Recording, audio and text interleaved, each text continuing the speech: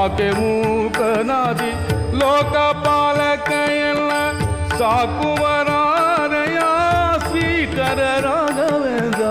ಯಾಕೆ ಮೂಕನಾದೋ ಗುರುವೆನೆ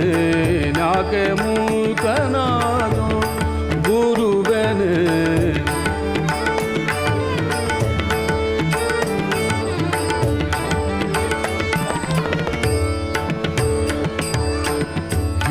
ಹಿಂದಕ್ಕನಿಯನ್ನ ಮುಂದೆ ಸುಳಿದಾಡಿದಿ ಮಂದಿಯೊಳಗೆ ಎಲ್ಲ ಮಂದನ್ನ ಮಾಡಿದಿದ ಬೇಕಾಗದಿದ್ದರೆ ಇನ್ಯಾಕೆ